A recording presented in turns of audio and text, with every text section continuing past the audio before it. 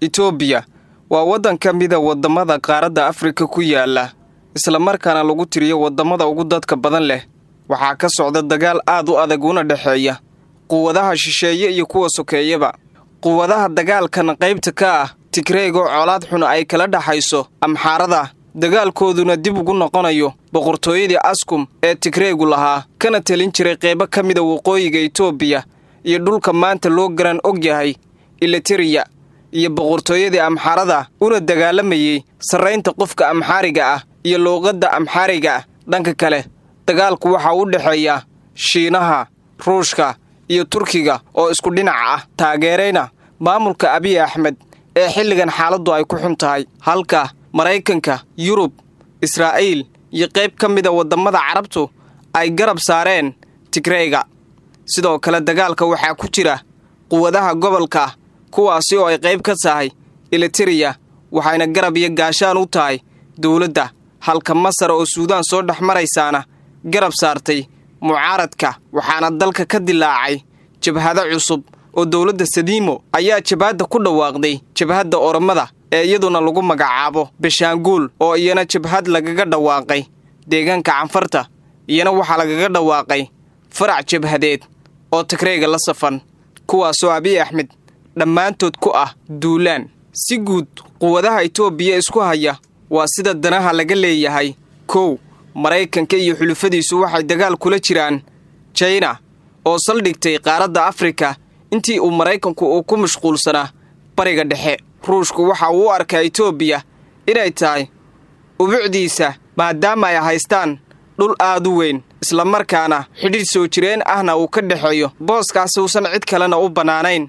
Ruushku waa danihiisa gaarka ee uu ka dhex arkay Itoobiya balse uma jeedo dagaalka socda, waxaana uu danihiisa ka arkaya halkaasi waxa ku jira Turkiga oo raba inuu cadaadis saaro waddanka Masar oo isaguna Greega u soo raacay, halka uu raba inuu tuso Mareykanka xanuunka ay leedahay marka cadow kale ku soo raaco isla markaana wadamo shisheeyaa la dagaalamayso. Quwadaha gobolka iyo danahooda haddaynu eegno, Suudaan waxa u dagaalamaysa dhulka beerashada ku fiican ee lagu magacaabo Alfaashiga kana tirsanaa gobolka Qadriif oo Itoobiya ay xoog ku haysato iyo dhibaatada uu ku keenayo biyo xireenka ay Itoobiya ka dhisanayso halkaasi. Waxayna istustay in Jaanisku aanu mar kale dib u soo maraynin. Eritrea waa dawlad kale iyaduna dhinac kale ka dagaalamaysa isla markaana la safan Abiy Ahmed.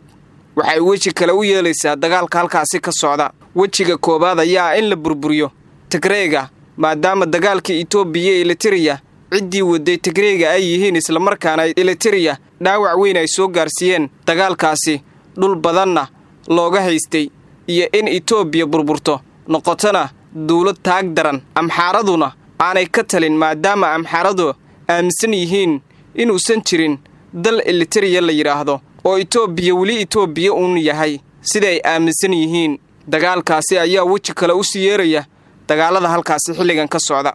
Dagaalka Amxaarada iyo Tigreega waxa uu dib ugu noqonayaa in ka badan 800 sano, waana dagaal u dhaxeeyay boqortooyadii Askum ee Tigreegu saldhigga u ahaa waddanka maanta loo yaqaano Eritrea iyo waqooyiga Itoobiya. Boqortooyadaas oo ahayd haraagii boqortooyadii burburtay ee caasimadda u ahayd magaalada Askum la yiraahdo iyo boqortooyadii Amxaarada ahayd ee iyana ka faracantay Haymreetid iyo Kingdom. Boqortooyadii Haymreetid ee ka dhisnayd Yemen iyaguna waxay u dagaalamayaan quwado kale oo xilligaasi dhulka laga qabsaday. Amxaaradu waxay u dagaalamaysaa sareynta Amxaaronimada iyo in qofka Amxaariga ah ka sareeyo dadka inta kale. Doodooduna waxay ku qotontaa oo hal ku dhig ay ka dhigteen hal calan, hal af, hal dawlad, hal diin, halka Tigreeguna u dagaalamayo in aanu la mid noqon Oromada. Benshaanguluhuna waxa uu dhudhubta iyo shucuubta koonfureed una haystaan in Tigreega inay xitaa Amxaarada ka sareeyaan. Isna waxa uu dagaalamaya in Tigreegu uu hadda ku taagan yahay wadada saxda, waxaana hal ku dhig u ah shacab kasta iskii ha isku maamulo, afkiisana waxa ku barto, yaan la isgumaysan sidii dhacday 200 ee sano ee ugu dambeeyay. Si kastaba dagaalkii kala baxa ayaa waxa uu ka socdaa dalkaasi Itoobiya. Qoomiyadaha kale iyagu waxba saameyn kuma lahan dagaalka, halkaasi ka socda qiimaynta iyo awoodaha dowladaha halkaasi isku haya. haddaynu milicsano, Tigraygu waa uu ka saraakiil iyo ciidan badan yahay Amxaarada, waana uu ka dagaal badan yahay, waxaana uu haystaa hub casri ah, waxayna kalsooni ku qabaan taariikhdooda in aan weligood Amxaaro xoog kaga guulaysan ayagu iskhilaafo mooyaane. Amxaaradu ma haysato awood buuran marka laga reebo warbaahinta, laakiin waxay isteerinka u hayaan dowladda magaca ninka hogaamiye Oromo yahay, laakiin fikirka ay ku shaqaynaysaa fikir Amxaara yahay, waxaana ay dagaal ku galayaan waqooyiga Itoobiya in ay burburin karaan haddii Amxaarada la qabsado.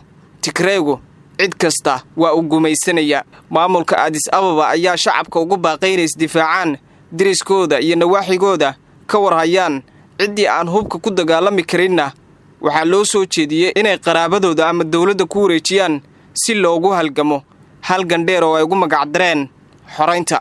arrimahan ayaa ku soo beegmaya xilli jabhadda hubaysan ee Oromada iyo TPLF-ka ay sheegeen inay ku soo wajahan yihiin caasimadda dalkaasi. golaha wasiirada ayaa dhankooda ansixiyey in xaalad degdega dalka lagu soo rogo. bayaankan xaaladda degdega ah ayaa ka dhaqan galay waddankaasi, waxaana la filayaa in 48 saac soo socota la horgeeyo baarlamaanka dalkaasi. xaaladdan degdega ayaa waxay ka dhigan tahay in si guud sharciga loo laalay.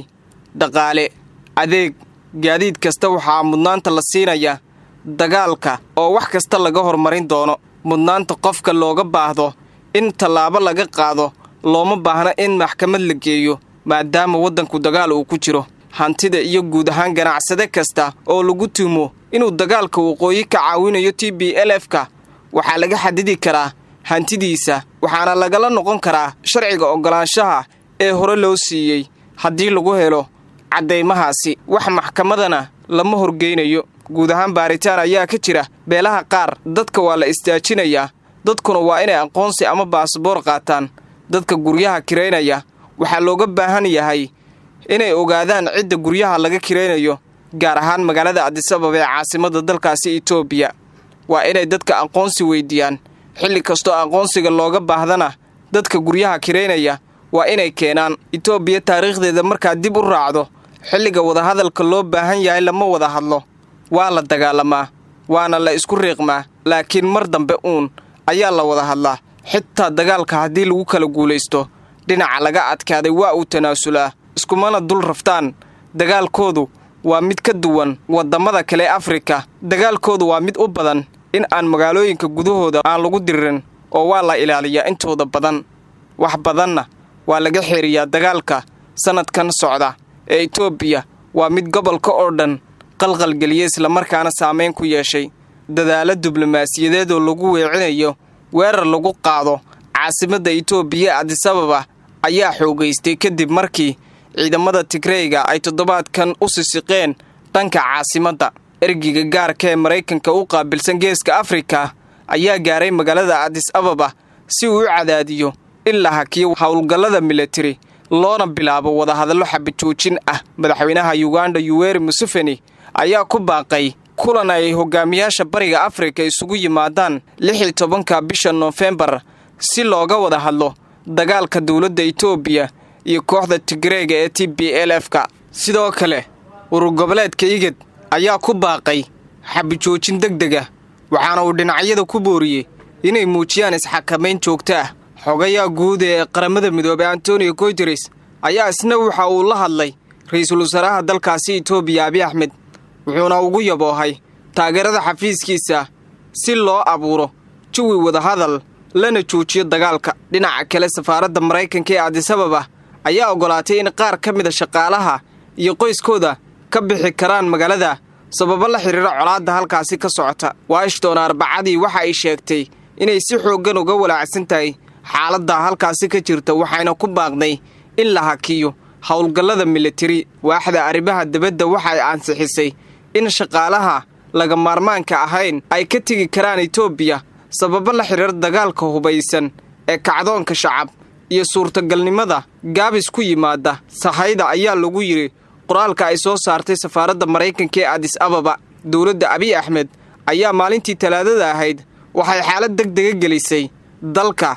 kadib markii Tigrayga ay ku hanjabeen inay qabsan doonaan caasimadda. Ciidamada Tigreega ayaa waxay ku sugan yihiin magaalada lagu magacaabo Kameese ee gobolka Amxaarada oo 325 kiiloomitir u jirta Addis Ababa sida uu sheegay afhayeenka TPLF-ka. Caasimadda Itoobiya Addis Ababa waxaa lagu qabsan karaa bil gudaheed haddiiba aanay ahayn toddobaadyo. Waxaa sidaasi sheegay kooxda Oromada. Kooxda Tigreega ee TPLF-ka iyo kooxda Oromada ayaa sheegtay in maalmihii tagay ay qabsadeen dhul aad u badan kadib dagaal xooggan oo ay la galeen ciidamada Abiy Ahmed. Afhayeenka Oromada Oda ayaa sheegay in kooxda ay damacsan tahay inay rido dowladda Abiy Ahmed, wuxuuna sheegay in xafiiska laga eriyo Abiy Ahmed howlgalkaasi oo ay ugu magac dareen dhammaad aan baaqsan karin isla markaana sii soconaya.